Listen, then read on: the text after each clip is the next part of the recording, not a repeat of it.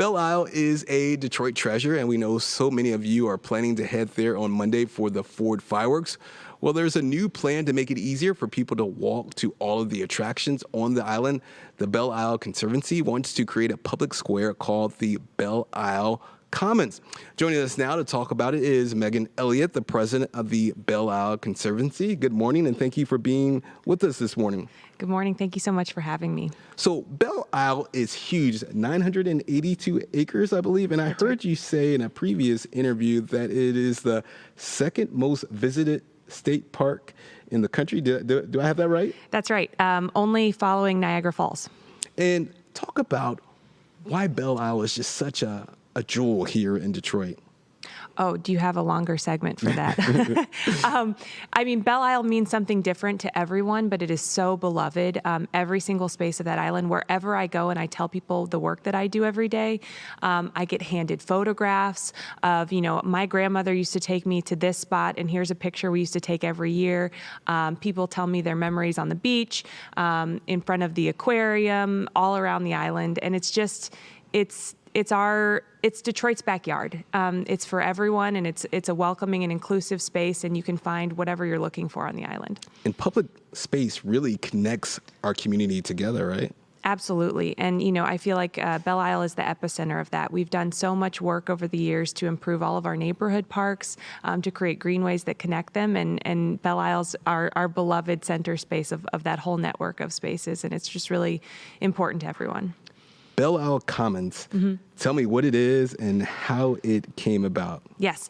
So it came about from residents. So there was a study called the Belle Isle Multimodal Mobility Study. That's definitely a mouthful. Yeah, hard to say, but you nailed it. Yeah. But it's basically, kind of the question was people getting onto the island and then getting around once they're on the island. How can we improve that? And overwhelmingly, folks told us, once we get onto the island, it'd be really nice if we were going to the beach to be able to walk to the conservatory. If we were going to the Dawson Great Lakes Museum, how nice would it be to be able to get to Sunset Point? And so people are really hungry for a way to get around better on the island and not have to get back in their car and go to the next parking lot to enjoy the park. So out of that study, we also looked at where everyone's going on the park and found that 61% of folks, their number one destination is the aquarium and conservatory.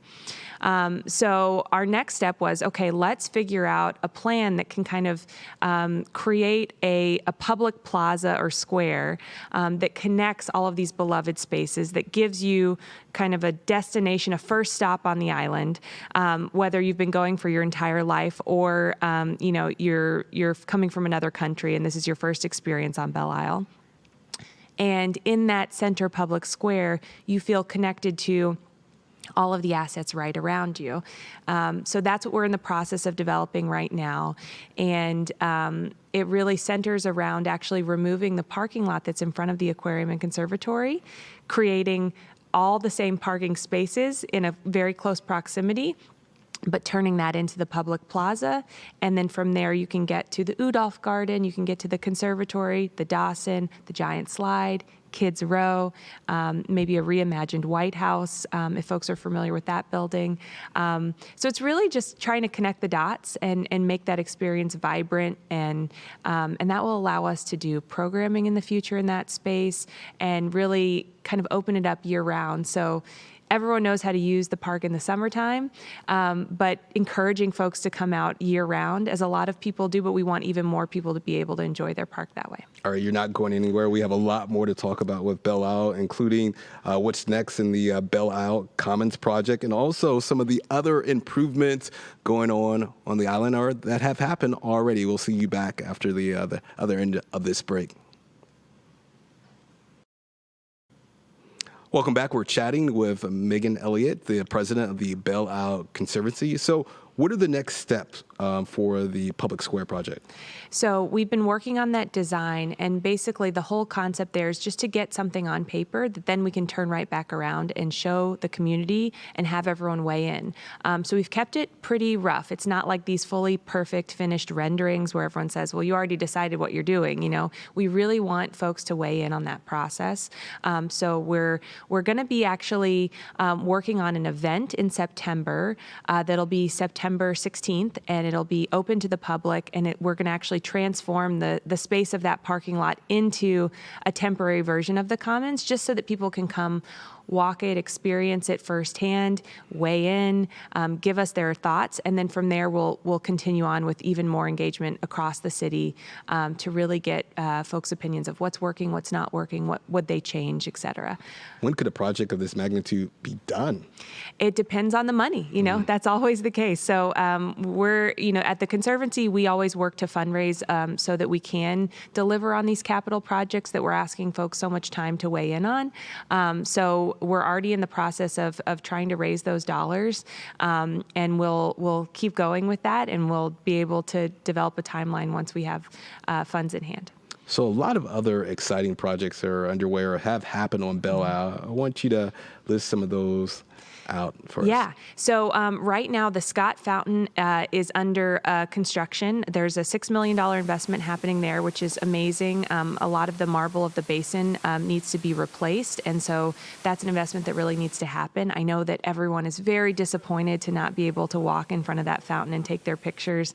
So many people love that space. It's beautiful. But it will be back and better than ever. So it kind of, we'll keep it in place for the next 100 years. So that's a big project. We also have the Belle Isle Aquarium and the Conservatory are receiving an HVAC, which it's never had in its 120-year history. Wow, I didn't know that. Yeah, so you'll see fences around the aquarium, and I want to assure everyone that it is still open to the public Thursday through Sunday.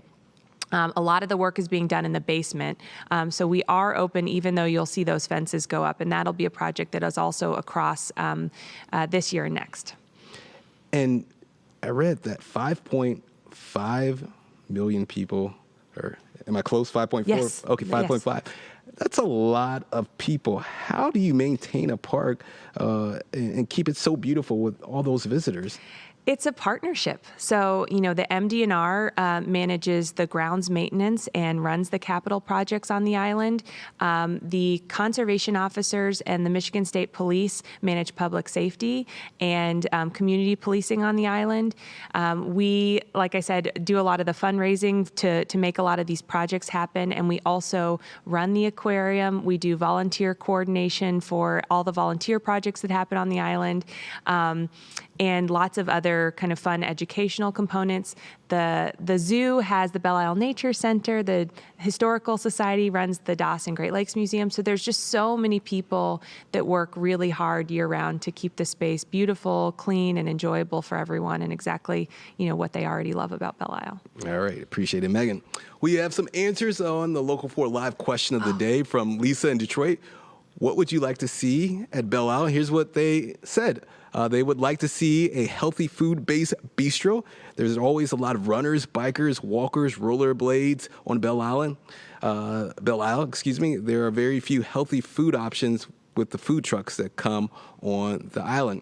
From Tanya in Detroit, she said, local original music doesn't get enough love in the city. We're Motown, so we love our music. I would love for live, local, all original music to come to the island on a regular basis, and I would love even more to be the curator of these events. All right, Tanya is looking for a job. She should submit her resume. Yeah, we'll all right, give thank Tanya you. a call. Yeah. Any thoughts about those? Yeah, I mean, both of those are things that we hear all the time. I do want to give a shout out to MOBIG, which stands for Music on Belle Isle Group. They curate a summer concert series. We've also got, if folks are familiar with Marcus Elliott, he No is relation? no relation Okay. to me. He's a Detroit jazz musician, saxophonist, and he has actually created a beautiful series in partnership with the Detroit Parks Coalition across the summer, kicking off soon with Chandler Park. But that series is unique individual compositions for each of the parks that he's visited. And then the capstone performance will be on Belle Isle in September. So that's a really special way to lift up kind of our local music scene. And each one of those concerts has a different flavor and, again, inspiration based on the park that it's in. So they're Chandler, Clark Park, Palmer, all around the city, and then ending with Belle Isle. So definitely hear that all the time, and we would love to see even more of that. So we'll reach out to Tanya. And then with the healthy food options, we hear a lot of that too, and more consistency of availability of foods, and we're definitely working on that project. All right, thank you so much. You're doing a wonderful job at Belle Isle. We really appreciate it. I love going there with my family. Yeah, well, I'd love to see you out there next time, and come on out, everyone. Thanks so much. All right, appreciate your time.